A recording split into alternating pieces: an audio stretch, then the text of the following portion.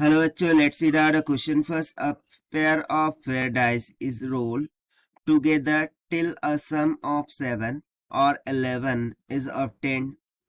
यहाँ पर एक पेयर ऑफ फेयर डाइस को रोल किया जाता है टुगेदर जब तक कि सम 7 या फिर 11 ऑब्टेन नहीं होता. Let P denote the probability that 7 comes before 11, then the value of 4P is. यदि P यहाँ पर प्रोबेबिलिटी डिनोट करता है जो कि है कि 7 पहले आएगा 11 से, सो हमें बताना है वैल्यू ऑफ 4P को. यानी कि इसके लिए हमें सबसे पहले तो P का वैल्यू फाइंड आउट करना होगा. तो चलिए देखते हैं हम इसको सोल्यूशन से. But before of it's let's talk about the key concept which we are going to use here for this question. So यदि मैं यहाँ पर बात करूँ प्रोबेबिलिटी की, ठीक है, सो प्रोबेबिलिटी का एक सिंपल सा फॉर्मूला होता है कि फेवरेबल आउटकम्स, ठीक है, जो भी फेवरेबल आउटकम्स होंगे वो divided by the total outcomes, ठीक है, टोटल आउटकम्स. सो सबसे पहले यहाँ पर हमें फेवरेबल और टोटल आउटकम्स फाइंड आउट करना होगा to solve this required probability. So देखिए, अकॉर्डिंग टू क्वेश्चन जब कभी हम फेयर ऑफ डाइस को रोल करते हैं तो जो सैंपल स्पेस होता है वो कितना हो जाता है. देखिए 1, 1, 1, 2, 1, 3, it is up to that dash. ये कहाँ तक के वैरी करता है 6, 6 तक के. सो जो नंबर ऑफ एलिमेंट्स होते हैं that is n of S, वो कितने हो जाते हैं 36 के equal. I hope you remember it. Okay, so हमें पेयर ऑफ डाइस को रोल कर रहे हैं, सो उसका सम 11 और 7, ठीक है, 7 या फिर 11 इन दोनों में से ऑब्टेन होना चाहिए. ये हमें यहाँ पर बोल रखा है. सो हम सबसे पहले यहाँ पर लेट कर लेते हैं कि लेट ए एक ऐसा इवेंट है, ठीक है, to get the sum of 7. A क्या है, the event A sum of 7. उस तरीके से बी को हम मान लेते हैं the event a sum of 11. और सी जो होगा वो या नाइदर 7 नॉर 11 के लिए होगा. यानी ना तो 7 हासिल हुआ है ना ही 11 आकर्स, ठीक. सो जो प्रोबेबिलिटी ऑफ गेटिंग 7 है वो कितनी हो जाएंगी.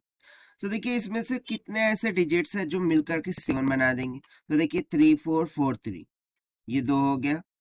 फिर उसके बाद आप 5 और 2, 2, 5 ये 2 हो गए. इस तरीके से टोटल 6 ऐसे एलिमेंट्स हैं आउट ऑफ दिस जिनका सम से कितना बनता है 7. अब बाकी टोटल कितने हैं 36. सो 6/36 हो जाएगा. So it will comes out to be 1/6 के इक्वल, ठीक है. सिमिलरली यदि मैं सेकंड निकालूं that is probability for the event B जिसमें सम 11 आना चाहिए. तो देखिए 6, 5, 11, 5, 6, 11 ये 2 हो गए. और एक जो होगा सो विच वन इज दैट 4, 5. देखिए 4, 5 एंड 5, 4 ये एक पेयर 9 बना रहे हैं, सॉरी. तो एक 6, 5, 11, अब 5 और 6, 11, ठीक है. ये 2 एक है, ये 2 है जो 11 बना रहे हैं. एंड और एक होगा जिसमें 11 बनता है, राइट. सो ये हो जाएगा 3/36. That will comes out to be 1/18 की इक्वल. सिमिलरली यदि मैं प्रोबेबिलिटी ऑफ इवेंट सी निकालूं तो देखिए ये 3 और वो 6 कितना हो गया 9. सो 36 में से 9 चलेगा 28. सो यानी कि बाकी जो रिमेनिंग है 28 वो नाइदर 7 नॉर 11 बना रहे हैं. सो 28/36 यानी कि कितना हो जाएगा 7/9 के equal. I hope it is clear. So हमें क्या निकालना था, रिक्वायर्ड प्रोबेबिलिटी निकालना था कि जो 7 है comes before 11.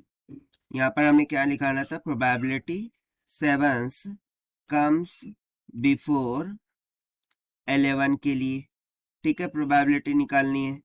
So the required probability will be equals to जो प्रोबेबिलिटी ऑफ इवेंट ए है प्लस में probability of C intersection A होगा, फिर probability of C intersection A plus में, और ये up to that dash infinity तक होगा।